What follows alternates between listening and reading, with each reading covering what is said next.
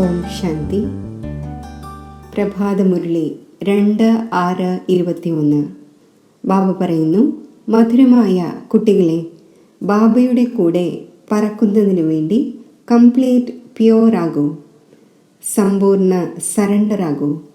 ഈ ദേഹം എൻ്റേതല്ല, തീർത്തും അശരീരിയാകൂ. ചോദ്യം: ഉയർന്ന ലക്ഷ്യത്തിൽ എത്തിച്ചേരുന്നതിനായി ഏതൊരു ഭയമാണ് മാറിപ്പോകേണ്ടത്? ഉത്തരം: പല കുട്ടികളും മായയുടെ കൊടുങ്കാറ്റുകളെ വളരെ ഭയക്കുന്നു. ബാബ കൊടുങ്കാറ്റ് വളരെ ശല്യം ചെയ്യുന്നു, ഇതിനെ തടയൂ എന്ന് പറയുന്നു. ബാബ പറയുന്നു, കുട്ടികളെ, ഇത് ബോക്സിംഗ് ആണ്. ആ ബോക്സിങ്ങിലും ഒരു ഭാഗത്തു നിന്ന് മാത്രമല്ല പോരാട്ടം നടന്നുകൊണ്ടിരിക്കുന്നത്. അഥവാ ഒരാൾ 10 ഇടി ഇടിച്ചുവെങ്കിൽ മറ്റേയാൾ 5 തീർച്ചയായും ഇടിക്കും. അതിനാൽ നിങ്ങൾ ഭയപ്പെടേണ്ടതില്ല. മഹാവീരനായി വിജയിയാകണം. അപ്പോൾ ഉയർന്ന ലക്ഷ്യത്തിൽ എത്തിച്ചേരുവാൻ സാധിക്കും. ഗീതം. പ്രതിജ്ഞ എടുത്തുകൊണ്ട് വാതിൽക്കൽ വന്നിരിക്കുന്നു. ഓം ശാന്തി. കുട്ടികൾ ഗീതം കേട്ടു. തീർച്ചയായും ഗീതത്തിൽ ഒരു രഹസ്യം അടങ്ങിയിട്ടുണ്ട്. റെക്കോർഡ് വാങ്ങി ബാബ ഇതിൻ്റെ അർത്ഥം മനസ്സിലാക്കിക്കുന്നു. ഇതിനെ പറയുന്നത് ജീവിച്ചിരിക്കെ മരിച്ച് പിതാവിൻ്റേതാവുക എന്നാണ്. ബാബയുടേതാകുന്നതിന് ശേഷം ടീച്ചറിൻ്റേതാകണം. ടീച്ചറിന് ശേഷം പിന്നെ മെജോറിറ്റിയും ഗുരുവിനെ സ്വീകരിക്കുന്നു. ക്രിസ്ത്യൻസും കുട്ടി ജനിക്കുമ്പോൾ ക്രിസ്ത്യനൈസ് ചെയ്യുന്നു. ഗുരുവിൻ്റെ മടിത്തട്ടിൽ പോയി കൊടുക്കുന്നു. പുരോഹിതനായാലും മറ്റാരെങ്കിലും ആയാലും. പുരോഹിതൻ ക്രൈസ്റ്റ് അല്ല. ക്രൈസ്റ്റിൻ്റെ നാമത്തിൽ നമ്മൾ ക്രിസ്ത്യനാകുന്നു എന്ന് പറയും. ഇപ്പോൾ നിങ്ങൾ കുട്ടികൾ ആദ്യം ബാബയുടേതാകുന്നു, അശരീരിയാകുന്നു. നമ്മുടെ ശരീരം, മനസ്സ്, ധനം തുടങ്ങി എന്തെല്ലാം ഉണ്ടോ അത് ബാബയ്ക്ക് അർപ്പിക്കുന്നു. ജീവിച്ചിരിക്കെ മരിക്കുന്നു. അതായത് നമ്മൾ ആത്മാവ്, അത് ഒന്നിൻ്റേതാകുന്നു. ഇത് ബുദ്ധിയിൽ ഉണ്ടായിരിക്കേണ്ടതാണ്. എൻ്റെ വസ്തുക്കളായി ഏതെല്ലാം ഉണ്ടോ, എൻ്റെ ശരീരം, എൻ്റെ ധനം, സമ്പത്ത്, ബന്ധുക്കൾ തുടങ്ങി എന്തെല്ലാം ഉണ്ടോ എല്ലാത്തിനെയും മറക്കുന്നു. മരിച്ച ശേഷം എല്ലാം മറന്നു പോകുന്നുവല്ലോ. എത്ര വലിയ ലക്ഷ്യമാണ്! ഞാൻ അശരീരി ആത്മാവാണ്, ഇത് ഉറപ്പിക്കണം. നിങ്ങൾ ശരീരം ഉപേക്ഷിച്ച് മരിക്കുന്നു എന്നല്ല, അങ്ങനെയല്ല. ആത്മാവ് കംപ്ലീറ്റ് പവിത്രമായിട്ടില്ല, ബാബയുടേതായി. എന്നാൽ ബാബ പറയുന്നു, നിങ്ങളുടെ ആത്മാവ് അപവിത്രമാണ്. ആത്മാവിൻ്റെ ചിറക് മുറിഞ്ഞിരിക്കുന്നു. ഇപ്പോൾ ആത്മാവിന് പറക്കാൻ സാധിക്കില്ല. തമോ പ്രധാനം ആയത് കാരണം ഒരു മനുഷ്യനും തിരിച്ചു പോകുവാൻ സാധിക്കുന്നില്ല. മായ പൂർണ്ണമായും ചിറക് മുറിച്ചിരിക്കുകയാണ്.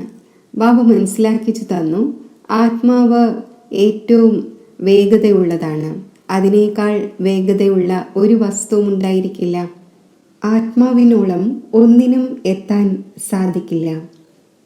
പിന്നീട് കൊതുകുകളെ പോലെ എല്ലാ ആത്മാക്കളും ഓടിപ്പോകുന്നു. എവിടേക്കാണ് പോകുന്നത്? വളരെ ദൂരെ ദൂരെ, സൂര്യചന്ദ്രനേക്കാളും അകലെ. അവിടെ നിന്നും പിന്നെ മടങ്ങേണ്ടതില്ല. അവരുടെ റോക്കറ്റും മറ്റുമാണെങ്കിൽ പോയ ശേഷം പിന്നെ മടങ്ങി വരുന്നു. സൂര്യൻ വരെ എത്തിച്ചേരുവാൻ സാധിക്കില്ല. നിങ്ങൾക്കാണെങ്കിൽ അതിനേക്കാൾ വളരെ അകലെ പോകേണ്ടതുണ്ട്. സൂക്ഷ്മവതനത്തിനും ഉപരി മൂലവതനത്തിലേക്ക് പോകേണ്ടതുണ്ട്. ആത്മാവിന് ചിറക് ലഭിക്കുന്നു. കണക്കുകൾ സമാപ്തമാക്കി ആത്മാവ് പവിത്രമായി മാറുന്നു. വിധി നിർണയത്തിൻ്റെ സമയത്തിൻ്റെ മഹിമ വളരെ എഴുതിയിട്ടുണ്ട്. എല്ലാ ആത്മാക്കൾക്കും കണക്കുകൾ സമാപ്തമാക്കി പോകേണ്ടതുണ്ട്.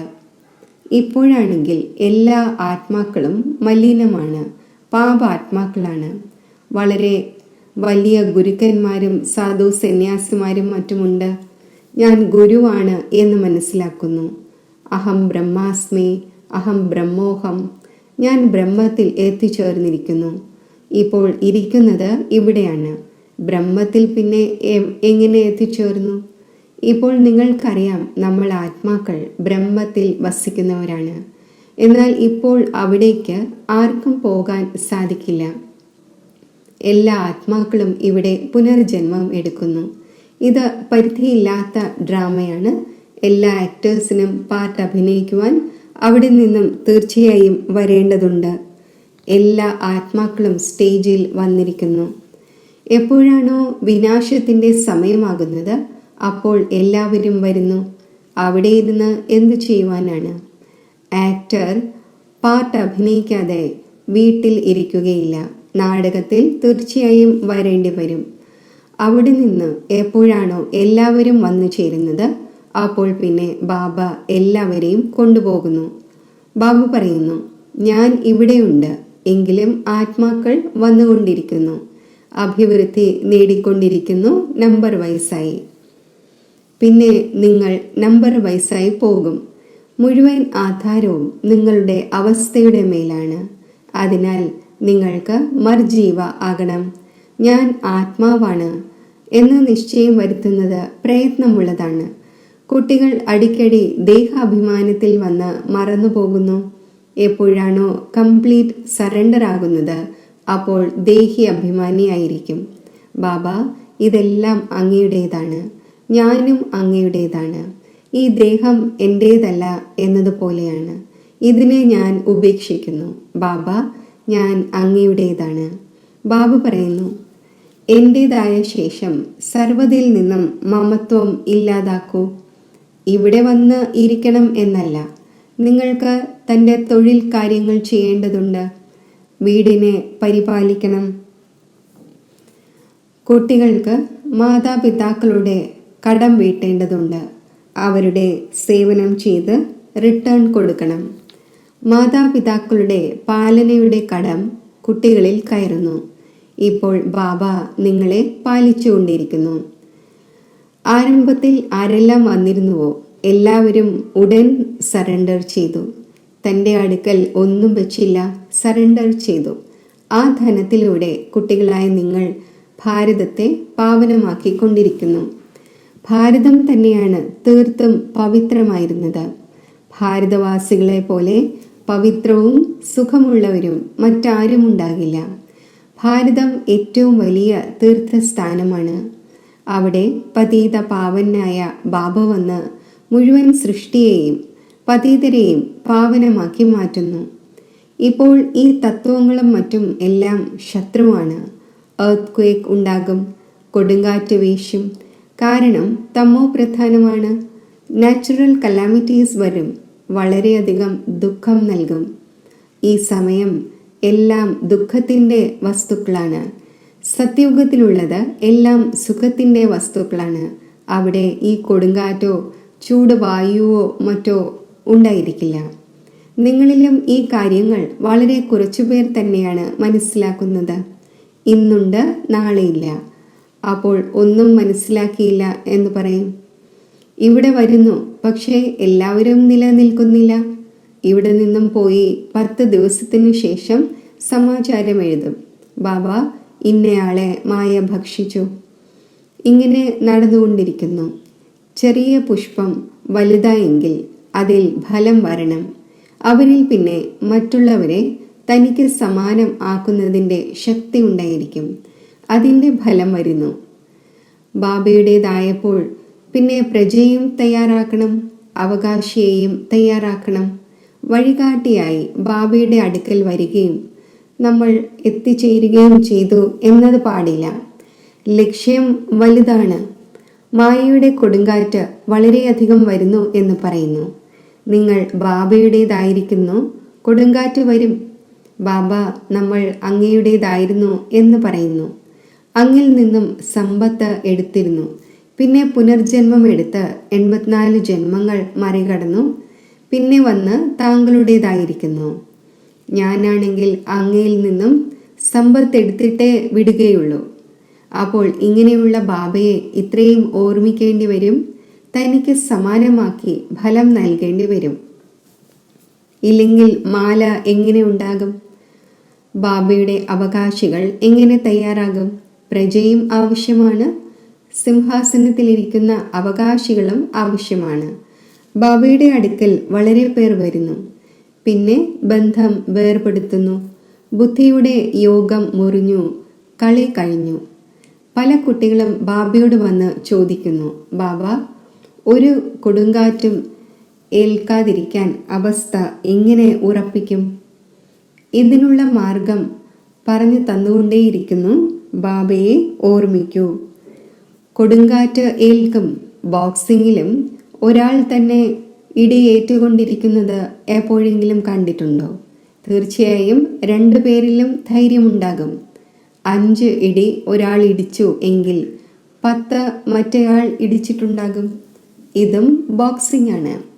ബാബയെ ഓർമ്മിച്ചുകൊണ്ടിരിക്കുമെങ്കിൽ മായ ഓടിപ്പോകും. എന്നാൽ ഉടൻ സംഭവിക്കില്ല. മായയോട് മല്ലയുദ്ധം നടത്തേണ്ടതുണ്ട്.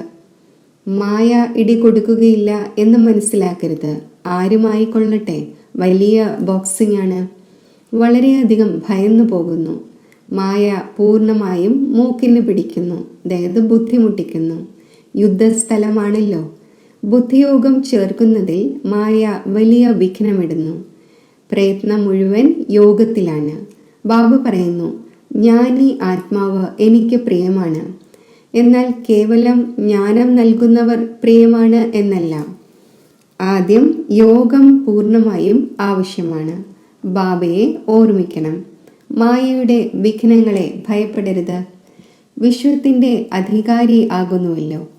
എല്ലാവരും ആകുമോ? 16,108 മാല വളരെ വലുതാണ്. അന്തിമത്തിൽ വന്ന് പൂർത്തിയാകും. ത്രേതയുടെ അവസാനം വരെ എത്ര പ്രിൻസസ് ഉണ്ടാകുന്നു? കുറച്ച് അടയാളങ്ങളുണ്ടല്ലോ. 8ൻ്റെയും അടയാളമുണ്ട്, 108ൻ്റെയും അടയാളമുണ്ട്. ഇത് തികച്ചും ശരിയാണ്. ത്രേതയുടെ അന്തിമത്തിൽ ഇത്രയും 16,108 പ്രിൻസസ് ഉണ്ടായിരിക്കും.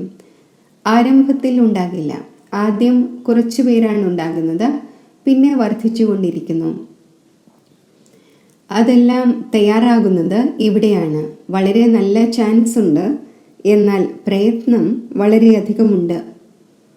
ഗീതത്തിലും പറയുന്നു, ഒരിക്കലും ഉപേക്ഷിക്കില്ല, മരിക്കും എന്ന്. ബാബ, ഈ ശരീരം, മനസ്സ്, ധനം എല്ലാം അങ്ങയുടേതാണ്. നമ്മൾ അശരീരിയായി അങ്ങയെ ഓർമ്മിക്കുന്നു. ബുദ്ധിയോഗം അങ്ങയുമായി ചേർക്കും. ബാബ പിന്നെ പറയുന്നു, ഇതെല്ലാം കുട്ടികളായ നിങ്ങൾക്ക് വേണ്ടി തന്നെയാണ്. കുട്ടികൾ പറയുന്നു, നമ്മുടെ സർവ്വതും അങ്ങയുടേതാണ്. ഇതെല്ലാം ഭഗവാനാണ് നൽകിയത് എന്ന് പറയുന്നുവല്ലോ. ഇപ്പോൾ ബാബ പറയുന്നു, ഇതെല്ലാം ഇല്ലാതാകേണ്ടതുണ്ട്. നിങ്ങളുടെ അടുക്കൽ എന്താണുള്ളത്? ഈ ശരീരം പോലും ഇല്ലാതാകും. ഇപ്പോൾ ഞാൻ നിങ്ങൾക്ക് പകരം നൽകുന്നു. കേവലം എക്സ്ചേഞ്ച് ചെയ്യുകയാണല്ലോ. അപ്പോൾ ബാബ പറയുന്നു, കുട്ടികളെ അശരീരിയാകൂ, എന്നെ ഓർമ്മിക്കൂ. ബുദ്ധി കൊണ്ട് സർവ്വതും സറണ്ടർ ചെയ്യൂ. രാജ ഹരിശ്ചന്ദ്രൻ്റെ കഥയുണ്ടല്ലോ, സ്വത്ത് വയ്ക്കൂ എന്ന് പറഞ്ഞു. ബാബ പറഞ്ഞു, ഈ എല്ലാ ശാസ്ത്രങ്ങളുടെയും മറ്റും സാരം നിങ്ങൾക്ക് മനസ്സിലാക്കിച്ചു തരുന്നു. ഞാൻ തന്നെയാണ് നിങ്ങളെ ബ്രഹ്മമുഖത്തിലൂടെ രാജാവും റാണിയും ആക്കിയിരുന്നത്. പിന്നെ ഇപ്പോൾ ആക്കുകയാണ് വീണ്ടും. ഒരിക്കലും മനുഷ്യനെ ഗീത കേൾപ്പിച്ച് രാജയോഗം പഠിപ്പിച്ച് രാജാവും റാണിയും ആക്കുവാൻ സാധിക്കില്ല. പിന്നെ ഗീത കേൾക്കുന്നതിലൂടെ എന്ത് നേട്ടം? ബാബ പറയുന്നു, ഞാൻ സ്വയം കൽപ്പകൽപ്പങ്ങളിൽ വന്ന് നിങ്ങളെ സ്വർഗത്തിൻ്റെ അധികാരിയാക്കുന്നു.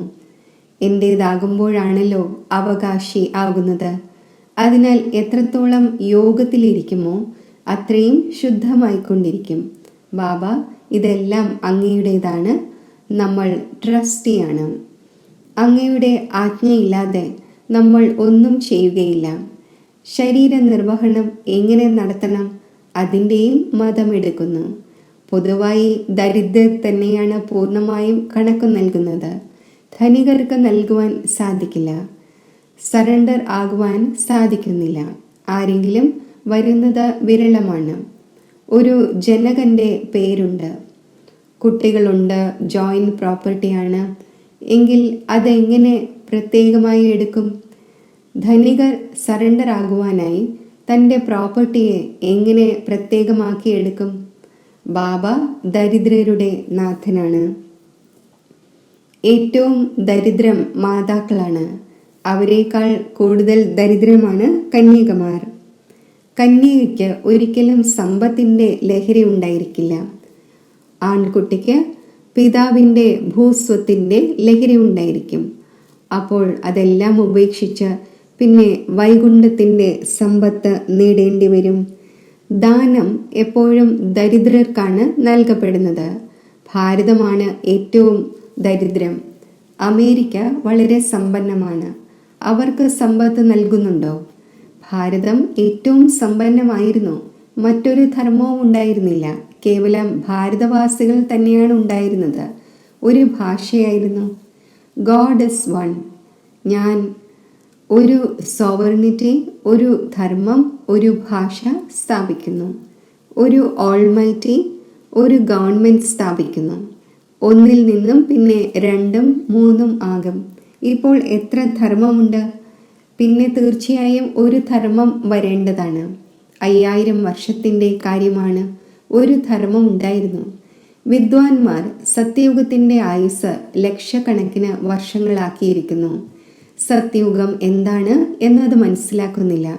സ്വർഗവാസിയായി ഒരു പക്ഷേ മുകളിലേക്ക് പോയിട്ടുണ്ടാകും എന്ന് മനസ്സിലാക്കുന്നു. ദിൽവാല ക്ഷേത്രത്തിലും സ്വർഗം മുകളിൽ മേൽക്കൂരയിലാണ്. അപ്പോൾ മനുഷ്യർ കുഴങ്ങിപ്പോകുന്നു. വാസ്തവത്തിൽ സ്വർഗം മുകളിലൊന്നുമല്ല. നിങ്ങളിപ്പോൾ മനസ്സിലാക്കുന്നു. ബാബയുടെ അടുക്കൽ പോയ ശേഷം വീണ്ടും ഇവിടെ തന്നെ വന്ന് രാജ്യം ഭരിക്കും. ഈ ജ്ഞാനം ആർക്കും മനസ്സിലാക്കിച്ചു കൊടുക്കുവാൻ സാധിക്കും വിധം ബുദ്ധിയിൽ ഉണ്ടായിരിക്കണം. പാകമാകാത്തവരെ മായയാകുന്ന പക്ഷി ഭക്ഷിക്കും. അതിനാലാണ് ഫോട്ടോയും ചോദിക്കുന്നത്, രജിസ്റ്റർ വയ്ക്കുന്നത്. ബാബയുടെ അടുക്കൽ സമാചാരം വരുന്നു. ഇന്നയാൾ ജ്ഞാനത്തിൻ്റെ ഒരേ ഒരു അമ്പെയ്തു. അതിലൂടെ ഞാൻ ബാബയുടേതായി മാറി. കുമാരിമാരിലൂടെ അമ്പെയ്യപ്പെട്ടതായി ശാസ്ത്രങ്ങളിലും എഴുതപ്പെട്ടിട്ടുണ്ട്. ബാബയെ എന്തുകൊണ്ട് മറക്കുന്നു?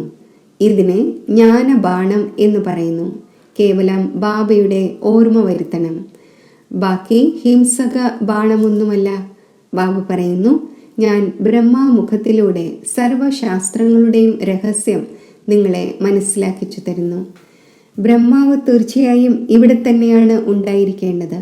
അവർ പിന്നെ വിഷ്ണുവിൻ്റെ നാഭി കമലത്തിലൂടെ ബ്രഹ്മാവിനെ കാണിച്ചിരിക്കുന്നു. ഒന്നും അറിയുന്നില്ല. മനുഷ്യർക്ക് എന്ത് തോന്നിയോ അതെഴുതിയിരിക്കുന്നു. മോശമായത് ധാരാളമുണ്ട്. അത്ഭുത സിദ്ധികളുള്ളവരും വളരെയധികം ആയിക്കഴിഞ്ഞു. സത്യമായത് എപ്പോഴാണോ പുറത്തു വരുന്നത് അപ്പോൾ അസത്യം അതിനെ എതിരിടുന്നു. ഇപ്പോൾ നിങ്ങൾ മനസ്സിലാക്കുന്നു, ശിവബാബ നിരാകാരമാണ്. ഈ ബ്രഹ്മാവ് സാകാരമാണ്. ബാക്കി നാഭിയുടെയും മറ്റും കാര്യമേ ഇല്ല. ശരി, മധുരമധുരമായ സിഖിലതെ കുട്ടികൾക്ക് മാതാവും പിതാവുമായ ബാബ് ദാദയുടെ സ്നേഹസ്മരണകൾ. Good morning. ആത്മീയ അച്ഛൻ്റെ ആത്മീയ കുട്ടികൾക്ക് നമസ്തേ. ധാരണയ്ക്കുള്ള മുഖ്യസാരം. ഇപ്പോൾ ജ്ഞാനി ആത്മാവാകണം. കേവലം ജ്ഞാനം കേൾക്കുകയും കേൾപ്പിക്കുകയും ചെയ്യുന്നവരല്ല, ഓർമ്മയുടെയും പ്രയത്നം ചെയ്യണം. അശരീരിയായ ബാബയെ ഓർമ്മിക്കണം. ബാബയുടേതായ ശേഷം മറ്റെല്ലാ കാര്യങ്ങളോടുമുള്ള മമത്വം ഇല്ലാതാക്കണം. ഈ ദേഹവും എൻ്റേതല്ല. പൂർണ്ണമായും ദേഹി അഭിമാനിയായി കംപ്ലീറ്റ് സറണ്ടർ ആകണം. വരദാനം. ജ്ഞാനയോഗത്തിൻ്റെ പവർഫുൾ കിരണങ്ങളിലൂടെ പഴയ സംസ്കാരങ്ങളാകുന്ന കീടാണുക്കളെ ഭസ്മമാക്കുന്ന മാസ്റ്റർ ജ്ഞാനസൂര്യനായി ഭവിക്കട്ടെ. എങ്ങനെയുള്ള പതീത അന്തരീക്ഷത്തെയും പരിവർത്തനപ്പെടുത്തുന്നതിനായി അഥവാ പഴയ സംസ്കാരങ്ങളാകുന്ന കീടാണുക്കളെ ഭസ്മമാക്കുന്നതിനു വേണ്ടി ഞാൻ മാസ്റ്റർ ജ്ഞാനസൂര്യനാണ് എന്ന സ്മൃതി ഉണ്ടായിരിക്കട്ടെ. സൂര്യൻ്റെ കർത്തവ്യമാണ് പ്രകാശം നൽകുക, മാലിന്യത്തെ ഇല്ലാതാക്കുക എന്നത്. അപ്പോൾ ജ്ഞാനത്തിൻ്റെയും യോഗത്തിൻ്റെയും ശക്തിയിലൂടെയും ശ്രേഷ്ഠ പെരുമാറ്റത്തിലൂടെയും ഈ കർത്തവ്യം ചെയ്തുകൊണ്ടിരിക്കൂ. അഥവാ പവർ കുറവാണെങ്കിൽ ജ്ഞാനം കേവലം പ്രകാശം നൽകും, പക്ഷേ പഴയ സംസ്കാരമാകുന്ന കീടാണു ഇല്ലാതാകുന്നില്ല. അതിനാൽ ആദ്യം യോഗ തപസ്യയിലൂടെ പവർഫുൾ ആകൂ. സ്ലോഗൻ: ശുഭഭാവനയുടെയും ശുഭകാമനയുടെയും ശ്രേഷ്ഠ സങ്കല്പം തന്നെയാണ് ശേഖരണത്തിൻ്റെ കണക്ക് വർദ്ധിപ്പിക്കുന്നത്. ഓം ശാന്തി.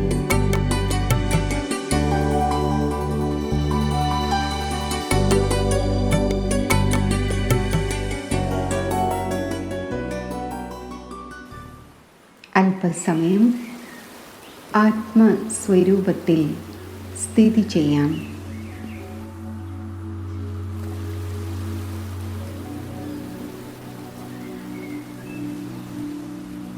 മസ്തക മധ്യത്തിൽ തിളങ്ങുന്ന ജ്യോതിയായ ഞാൻ അജർ, അമർ, അവിനാശി ആത്മാവാണ്.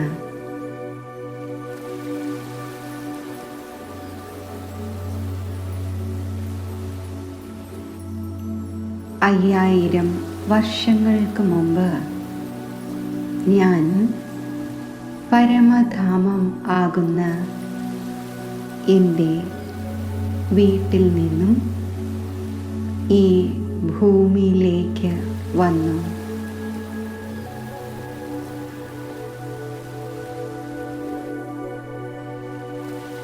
ആദ്യത്തെ 2 യുഗങ്ങളിൽ ഞാൻ സമ്പൂർണ്ണ സുഖത്തിൻ്റെയും ആനന്ദത്തിൻ്റെയും ജന്മങ്ങളിലൂടെ കടന്നുപോയി. കാരണം ഞാൻ ആ സമയം സർവഗുണ സമ്പന്നമായിരുന്നു. സമ്പൂർണ്ണ നിർവികാരിയായിരുന്നു. ആത്മാഭിമാനിയായിരുന്നു.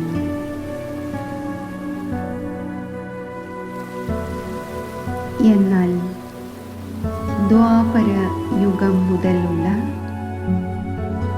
എൻ്റെ ജീവിത യാത്രയിൽ ആത്മവിസ്മൃതി കാരണം എൻ്റെ ഈശ്വരീയ സമ്പത്തുകൾ നഷ്ടമാകുവാൻ തുടങ്ങി.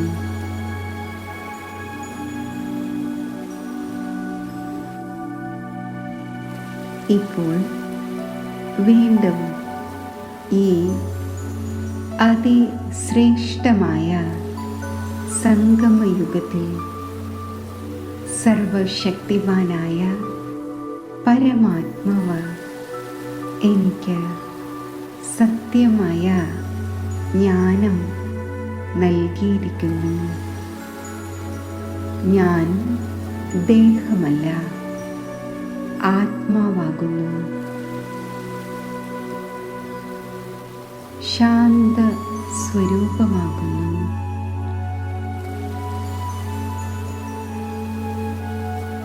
സ്നേഹ സ്വരൂപമാണ്. ആനന്ദ സ്വരൂപമാണ്.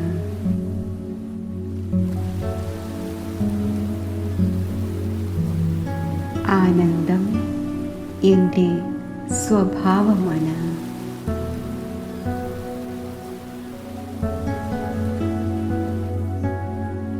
സുഖം എൻ്റെ സമ്പത്താണ്.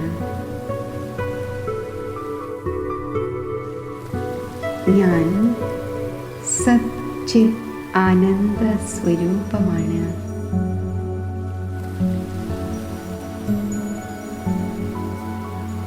ഈ സ്മൃതിയുടെ സ്വരൂപമായി മാറുന്നു.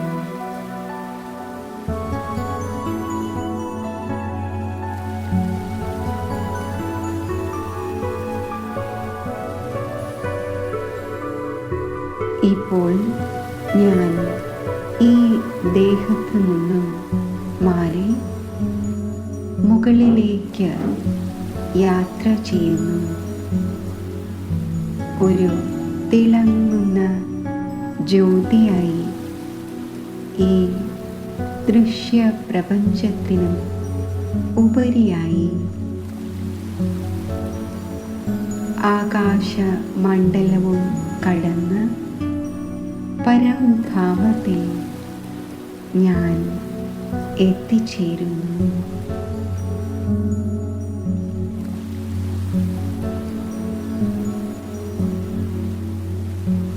സ്വർണ്ണ ചുവന്ന പ്രകാശം നിറഞ്ഞ സമ്പൂർണ്ണ ശാന്തിയുടെ ഈ ലോകം എൻ്റെ വീടാണ്.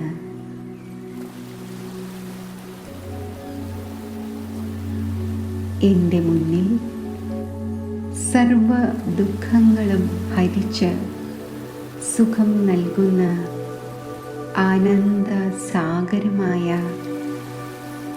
ശിവപരമാത്മാവിനെ കണ്ട് ഞാൻ ആനന്ദിതമാകുന്നു.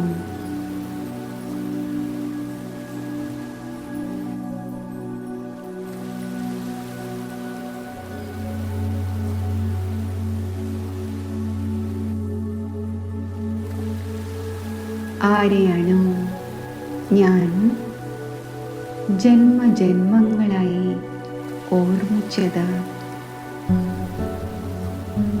ആരുടെ ദർശനത്തിനാണോ ജന്മജന്മങ്ങൾ ഞാൻ ആഗ്രഹിച്ചത്, ആ ഈശ്വരൻ്റെ സമീപത്ത് ഞാൻ എത്തിച്ചേർന്നിരിക്കുന്നു.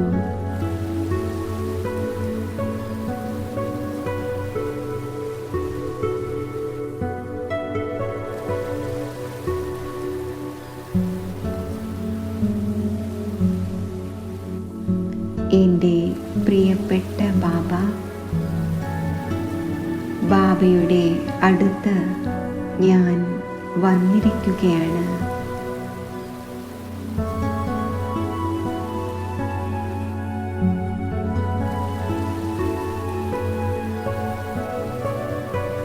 ബാബയുമായുള്ള ഈ മധുരമായ കൂടിക്കാഴ്ചയിൽ ബാബയുടെ സമീപത്ത് ഇരിക്കുമ്പോൾ അളവറ്റ സുഖം ഞാൻ അനുഭവിക്കുന്നു.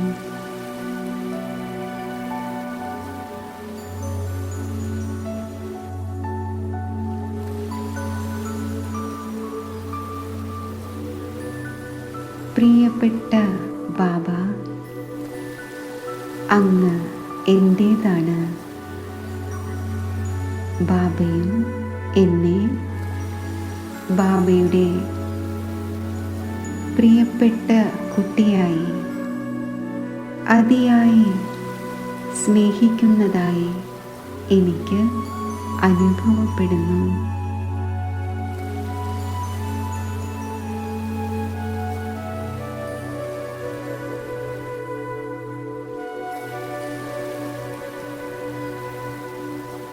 ഈ ഈശ്വരീയ സ്നേഹത്തിൽ ഈശ്വരൻ്റെ സുഖദായി കിരണങ്ങളുടെ ആനന്ദദായി കിരണങ്ങളുടെ പ്രഭാവത്തിൽ ഞാൻ സമ്പന്നമാകുന്നു, സമ്പൂർണമാകുന്നു. ആത്മവിസ്മൃതിയുടെ ജീവിത യാത്രയ്ക്കിടയിൽ നഷ്ടമായ സർവ ഈശ്വരീയ സമ്പത്തും എനിക്ക് തിരികെ പ്രാപ്തമാകുന്നു.